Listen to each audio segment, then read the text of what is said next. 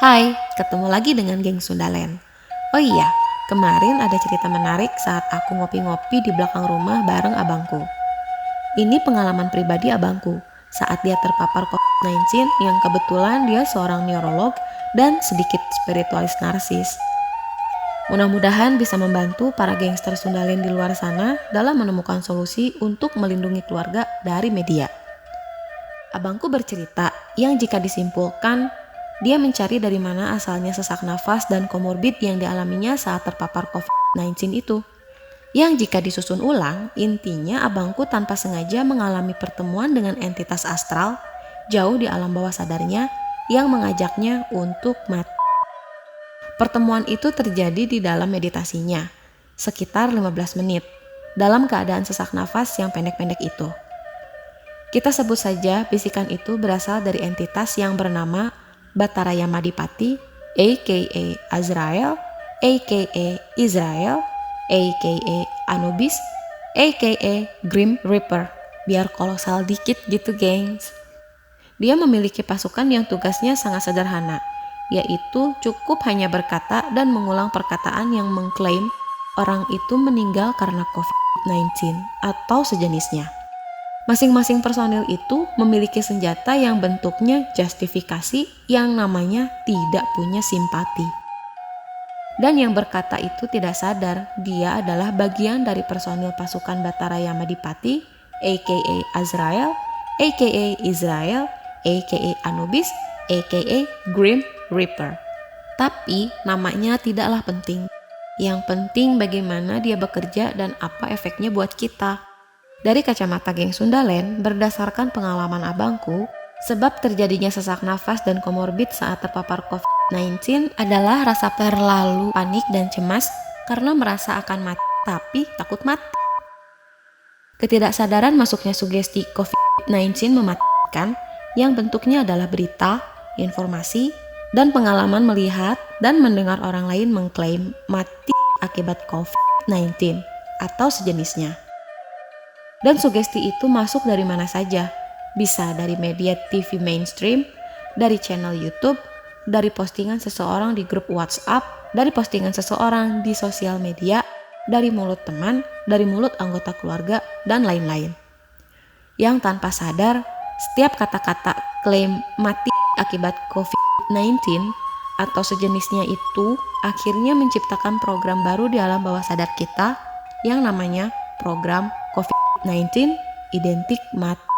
Di fase melihat, mendengar, dan tidak sadar merasakan kata-kata klaim mati akibat COVID-19 atau sejenisnya inilah yang tanpa sadar membuat energi takut mati menumpuk, tersimpan, dan bersembunyi di pikiran bawah sadar kita alias belum terasa. Yang ukuran kekuatan energinya hanya bisa diketahui saat terpapar COVID-19 langsung. Saat terpapar. Dari kacamata geng Sundalen, saat isoman dan demam, sebagian orang mengalami kebosanan. Saat mengalami kebosanan, pikiran tanpa sadar mulai teringat-ingat hal-hal yang membuat emosi semakin negatif. Emosi negatif mendorong munculnya ingatan COVID-19 identik mati. Dan ingatan itu tanpa sadar memicu keluarnya keyakinan bawah sadar yang mengklaim bahwa diri akan mati.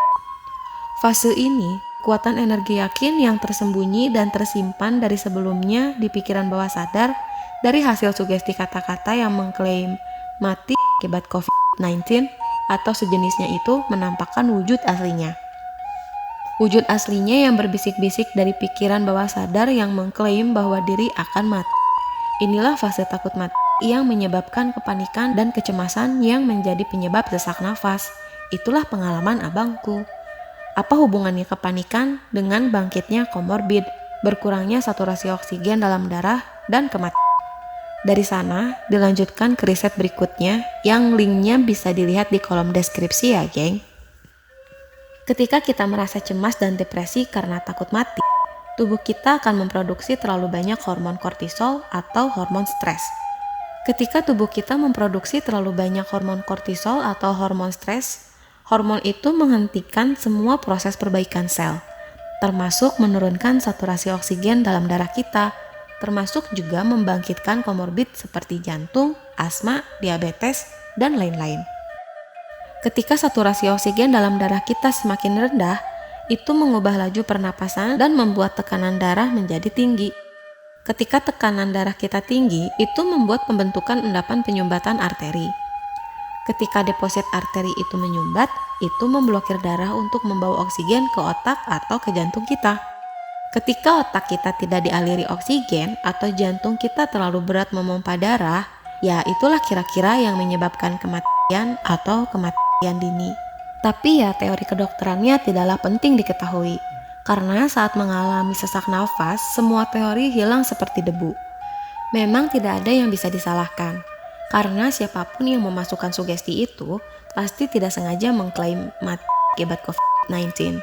Dan juga tidak sengaja mempercayai dan mengutip kata-kata media dan dokter yang juga tidak sengaja mengklaim meninggal akibat COVID-19. Jadi, tidak ada yang bisa disalahkan karena semuanya tidak sengaja. Oleh karena itu, hanya diri kitalah yang bisa menyelamatkan otak bawah sadar diri kita sendiri dan orang-orang yang kita sayangi dari mendengar perkataan-perkataan tidak sengaja mengklaim meninggal karena COVID-19 atau meninggal gara-gara COVID-19 atau sejenisnya. Inilah beberapa solusi dari abangku untuk yang belum terpapar ataupun yang sedang terpapar. Sebelum terpapar, pertama, mulai belajar meditasi atau belajar khusyuk saat menjalankan ritual agama masing-masing.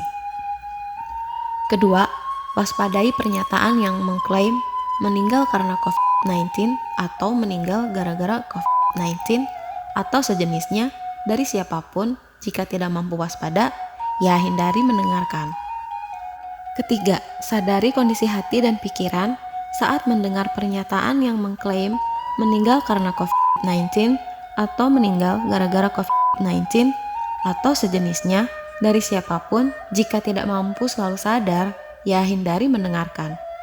Keempat, menahan diri untuk tidak tertarik, tidak peduli, tidak penasaran, dan tidak ingin tahu berita-berita yang menyangkut COVID-19 atau berita-berita yang berhubungan dengan COVID-19. Dengan menahan diri sama dengan brainwashing atau mereset ulang alam bawah sadar kita yang sudah terlanjur terisi dengan energi ketakutan akibat berita kematian dan kewaspadaan. Kelima, tetap jalankan protokol kesehatan dimanapun berada dan lanjutkan fokus pada tujuan hidup. Keenam, perkuat imun tubuh dengan vitamin atau bisa juga ngemil bawang putih atau bisa juga minum minuman herbal sambil rileks bukan sambil mikir. Saat terpapar, pertama, perkuat imun tubuh dengan vitamin atau bisa juga ngemil bawang putih atau bisa juga minum minuman herbal sambil rileks bukan sambil mikir dan mengingat-ingat. Siapkan minuman beralkohol tapi tanpa bahan kimia. Ketiga, jika mengalami sesak nafas, lakukan hal-hal yang membuatmu rileks seperti makan makanan enak, minum minuman enak, hisap oksigen, main game, dan lain-lain. Keempat, jika tidak mempan juga, gunakan jurus abangku, yaitu mabukkan diri sendiri dengan minuman beralkohol atau sesuatu yang memabukkan. Sebaiknya terbuat dari herbal dan tanpa bahan kimia, yang tidak mungkin kami sebutkan di sini.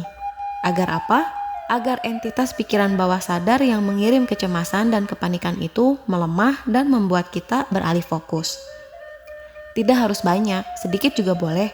Yang penting mabuk atau teler. Dan kami harap di video inilah terakhir kita mendengar nama COVID-19, COVID, Corona, dan sebutan-sebutan sejenisnya. Next, tutup semua topik dan pembahasannya. Tetap sehat dan ceria ya gengs. Jangan lupa subscribe dan nyalakan tombol notifikasinya. Jangan lupa juga di-share agar bebas. Terima kasih. Bye.